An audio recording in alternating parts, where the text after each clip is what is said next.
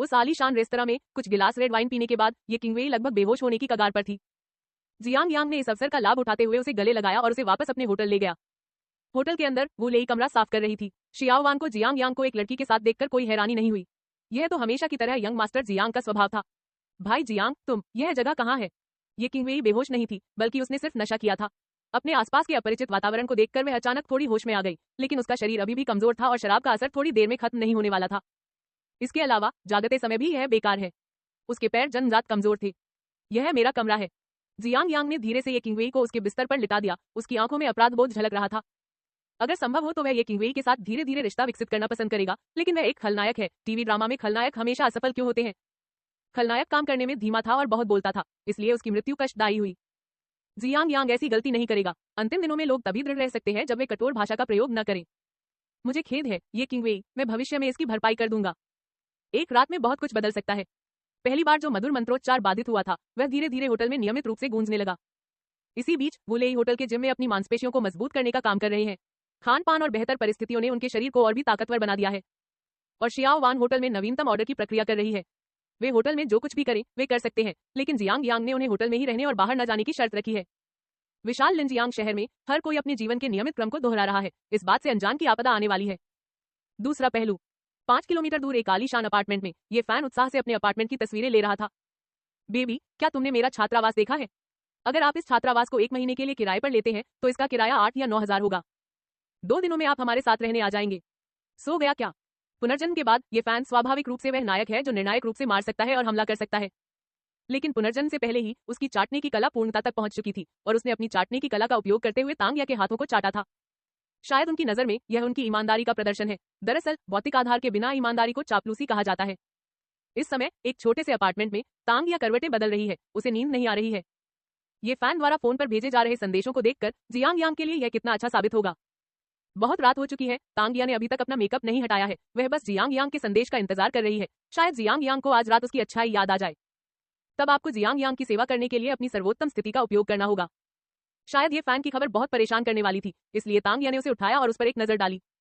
एक अपार्टमेंट जिसका किराया $9,000 प्रति माह से अधिक है और जिस होटल में जियांग यांग रहता है वहाँ एक रात रुकने का खर्च हजारों डॉलर है और होटल उनकी संपत्ति है। बेचारा पूरी जिंदगी ऐसे ही रहा है। मैंने मन ही मन ऐसा सोचा था, लेकिन तांग यामिंग फिर भी इसे खुलकर कहने की हिम्मत नहीं कर पाई। नियमित ग्राहक बनने से पहले भी ये फैन के कुछ उपयोग थे और यह कहना गलत नहीं होगा कि उसे चाटे जाने का एहसास बहुत पसंद था। मैं सोने जा रहा हूँ, 2 दिन बाद वहाँ जाने के बारे में बात करते हैं। अपार्टमेंट में तांग या के उदासीन जवाब को देखकर ये फैन कुछ देर के लिए नाराज हो गया। इतनी देर तक बात करने के बाद उसने तांग या पर काफी समय और पैसा खर्च किया, यहाँ तक कि उसे बैंक कार्ड का पासवर्ड भी बता दिया, लेकिन उसने उसे कभी मुंह पर चूमा तक नहीं। इस समय ये फैन को तांग या द्वारा पहले खरीदे गए बैग की याद आ गई, जिसमें उसने पूरे 4 युआन खर्च कर दिए थे। इसलिए अब उसके लिए एक असली मर्द बनने का समय आ गया है। ये फैन ने अपने दिल में एक ऊंचा लक्ष्य निर्धारित किया और मीठे सपने देखते हुए सो गया। अगली सुबह 5 बजे बिस्तर पर लेटा हुआ ये फैन अचानक उठ खड़ा हुआ। उसकी आंखों में एक ठंडी चमक दिखाई दी, मानो कोई जानवर पूरे साल घात लगाए बैठा हो, बुरी आत्माओं से भरा हुआ हो। बात सिर्फ इतनी सी है कि वह बुरी आत्मा कुछ मिनटों तक ही रही और फिर गायब हो गई। ये फैन ने चारों ओर देखा। हवा में खून की कोई गंध नहीं थी और जमीन पर भी खून का कोई निशान नहीं था। आखिरी दिनों में ऐसी अच्छी जगह कहीं नहीं होती। यह कहाँ है? ये फैन ने बिस्तर पर मोबाइल फोन देखा और एक जानी पहचानी याद उसके दिमाग में उमड़ पड़ी। लगभग 3 मिनट बाद आलीशान अपार्टमेंट की 13वीं मंजिल से एक चीख सुनाई दी। पुनर्जन्म। ये फैन ने उत्साह से दहाड़ते हुए कहा, दुनिया के अंत के 7 साल बाद उसका पुनर्जन्म हुआ है। इसका अर्थ क्या है?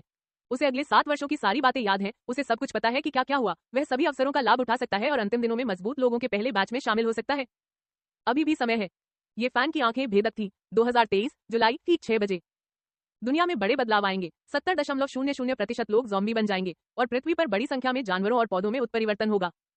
इसके अलावा असंख्य परग्रही जीव पृथ्वी पर आ रहे हैं। इस दिन जीवित बचे मनुष्यों ने इसे न्याय का दिन नाम दिया। मानव जाति खाद्य श्रृंखला के शीर्ष से गिर चुकी है और दुनिया के अंत तक उनके तकनीकी साधन नष्ट हो चुके हैं और वे खाद्य श्रृंखला के सबसे निचले पायदान पर आ गए हैं। मरे हुए लोग ज़ॉम्बी बन जाते हैं और बचे हुए लोग चलते फिरते मुर्दों की तरह जीते हैं, हर दिन अपनी जान बचाने की चिंता में डूबे रहते हैं। लेकिन कुछ लोग अंतिम दिनों में बहुत सुख सुविधाओं के साथ रहते हैं और देश के योग्य सम्राट बन जाते हैं। हर दिन वे सुंदर महिला सितारों के साथ गाते नाचते, बढ़िया स्टेक खाते और से लाफाइट पीते हैं। ये वे लोग हैं जिन्होंने अवसर का लाभ उठाया और ये वे लोग भी हैं जिन्होंने दुनिया के अंत के बाद सबसे पहले कार्रवाई की। अब जब उसका पुनर्जन्म हुआ तो उसने पहला केकड़ा खाया। ये फैन महत्वाकांक्षी था। वह पिछले कुछ दिनों की शुरुआत में उपलब्ध सर्वोत्तम संसाधनों के बारे में सोच रहा था, लेकिन इस समय उसे अचानक एक समस्या का पता चला। जब दुनिया का अंत शुरू हुआ तब क्या मैं छात्रावास में नहीं था? यह कहाँ है? पुनर्जन्म लेने वाले ये फैन के पास दुनिया के अंत से पहले की 2 यादें हैं। इस समय इन दोनों यादों में कुछ विसंगतियां हैं। उसे कुछ देर के लिए भ्रमित रहने दो। स्मृति में विचलन के कारण ये फैन को समय और स्थान के संबंध में कुछ भ्रम भी होने लगे और वह गहरे आत्मसंदेह में भी डूब गया। क्या ऐसा संभव है कि मुझे भ्रम संबंधी विकार हो? नहीं, यह सही नहीं है। ये फैन को ऐसा लगता है कि सब कुछ वास्तविक है, पुनर्जन्म वास्तविक है और वह अभी जो अनुभव कर रहा है वह भी वास्तविक है। कुछ समय बाद उसकी मानसिक स्थिति स्थिर हो गई। आखिरकार पुनर्जन्म से मिले अनुभव ने उसके दिमाग में अभूतपूर्व सुधार ला दिया था। क्या ये बटरफ्लाई इफेक्ट हो सकता है? ये फैन ने इस घटना को तितली प्रभाव का परिणाम बताया। आखिरकार उनका पुनर्जन्म हुआ था, इसलिए पुनर्जन्म के बाद कुछ समस्याएं होना स्वाभाविक है ना? कोई बात नहीं, पहले मौका ढूंढो और फिर उस बदबूदार कुतिया तांगिया को मार डालो। ये फैन को दो यादों के बीच के टकराव की परवाह नहीं थी। अवसरों की तलाश करना सबसे महत्वपूर्ण था। अब उसे जो करना था वह था लिंजियांग विश्वविद्यालय जाना, जहां उसे एक वंशानुगत पेशा मिलेगा जो उसकी उन्नति का मूल आधार होगा। कमरे से बाहर निकलने के बाद ये फैन ने काफी देर तक लिफ्ट के लिए आदेश दिया, लेकिन पता चला कि लिफ्ट मरम्मत के काम में लगी हुई थी और वह 13वीं मंजिल पर था। घास राष्ट्रीय सार को थूकते हुए ये फैन सीढ़ियों से नीचे उतरने लगा, लेकिन उसकी शारीरिक क्षमता के कारण भले ही वह बिना किसी प्रयास के सीढ़ियों से नीचे उतरता, फिर भी वह 20वीं मंजिल से नीचे उतरने के बाद हॉन्फने लगा। जब वह नीचे आया तो ये फैन ने उसकी लोकेशन चेक की। यह वास्तव में लिंजियांग विश्वविद्यालय से 5 किलोमीटर दूर है। लानत है। ये फैन ने गुस्से में अपना मोबाइल फोन निकालकर टैक्सी बुलाने की कोशिश की, लेकिन जब टैक्सी ऐप का इस्तेमाल करने का समय आया तो उसने पाया कि वह टैक्सी बुला ही नहीं पा रहा है। गलत पहचान संबंधी जानकारी। घास ये फैन ने गुस्से से बड़बड़ाते हुए सड़क के किनारे आकर पीली कार को स्कैन किया, लेकिन संदेश टैक्सी वाले संदेश जैसा ही था। पहचान संबंधी जानकारी गलत है। कृपया अपना पहचान पत्र संबंधित विभाग में लाकर निम्नलिखित दस्तावेज जमा करें। मैं तुम्हारी मां के सामने आत्मसमर्पण करता हूँ। ये फैन के फेफड़े फटने ही वाले थे। पुनर्जन्म लेना कितना मुश्किल है। क्या भगवान अभी भी मुझे यहाँ फंसाए हुए हैं? लेने या साइकिल स्कैन कराने में असमर्थ होने के कारण ये फैन को स्कूल तक पैदल ही जाना पड़ता था। यह सिर्फ 5 किलोमीटर दूर है। ये फैन जिसने पिछले 7 दिनों में मुश्किलों का सामना किया है, अब भी थका हुआ है। आखिरकार दुनिया के अंत के 7 साल बाद उसके पास उतनी शारीरिक क्षमता नहीं है। जिस जगह वह जा रहा है वह सिर्फ स्कूल नहीं है। वंशानुगत पेशा तो दुनिया के अंत के बाद ही सामने आएगा, अभी जाना व्यर्थ है। वह जिस स्थान पर जा रहा था वह लिंजियांग विश्वविद्यालय के बगल में स्थित प्राचीन नगर था। वहां एक अद्वितीय हथियार है जो जीवन भर उसके साथ रहेगा। दीदी, आपका फोन बंद है। घास ये फैन ने अपना फोन जमीन पर पटक दिया। जैसे ही वह अपने रूममेट को कॉल करने वाला था, फोन बंद हो गया और इंटरनेट भी कट गया। यह शुरुआत बहुत मुश्किल होगी, है ना? वैसे किंगवेई कहाँ है? ये फैन अचानक चौंक गया। दो यादें आपस में टकराने लगी, एक उसके पुनर्जन्म से पहले की थी और दूसरी उसके पुनर्जन्म के बाद की। जियांग यांग। ये फैन की आंखें लाल थी। पिछले जन्म में जियांग यांग ने उसकी प्रेमिका के साथ संबंध बनाए थे और कई बार उसकी मौत का कारण भी बना था, लेकिन इस बार उनकी स्मृति में जियांग यांग वास्तव में किंगवेई के संपर्क में आए।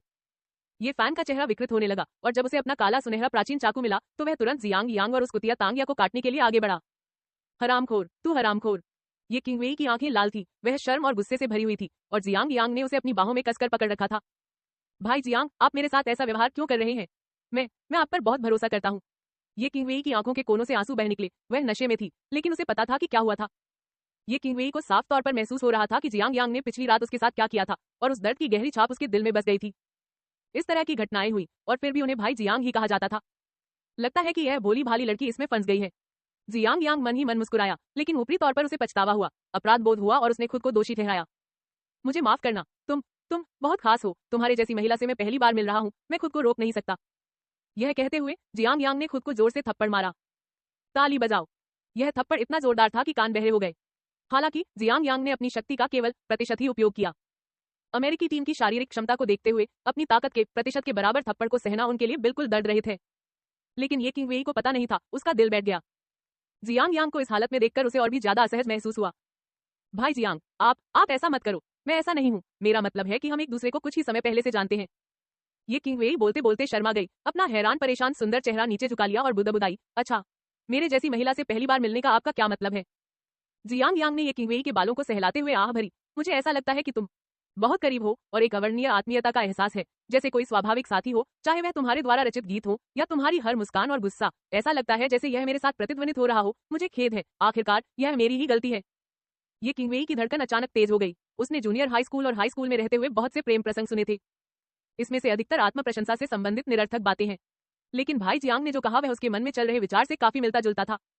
सच कहूं तो उसके मन में भी जियांग यांग के लिए शुरू से अंत तक ऐसी ही भावनाएं थी, भले ही जियांग यांग ने अब उसके साथ ऐसा किया हो। भाई जियांग, मैं आपको दोष नहीं देता। क्या आप मुझे थोड़ा समय दे सकते हैं और मुझे चुप रहने दे सकते हैं?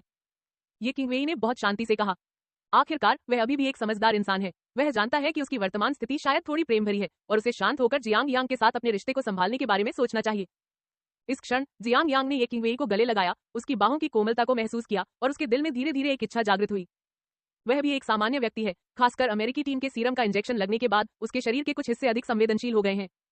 अगर यह सिलसिला जारी रहा तो मुझे डर है कि मैं खुद को रोक नहीं पाऊंगा। अगर आप इसे अभी दोबारा करेंगे तो सब खत्म हो जाएगा और आप निश्चित रूप से अपनी अनुकूलता नहीं बढ़ा पाएंगे।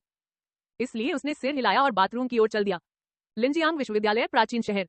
ये फैन को बहुत पसीना आ रहा था और 5 किलोमीटर की यात्रा ने लगभग उसकी जान ही ले ली थी। यह शरीर बहुत कमजोर है। ये फैन ने सिर हिलाया और अपने शरीर के बारे में शिकायत की। यहाँ आते समय उसने अपनी 2 यादों को सुलझा लिया था। पहले और बाद में कुछ अंतर है, लेकिन इससे कोई फर्क नहीं पड़ता जब तक उसे अपना अवसर मिल सके। इस समय ये फैन अपनी याददाश्त के अनुसार प्राचीन शहर में घूम रहा था।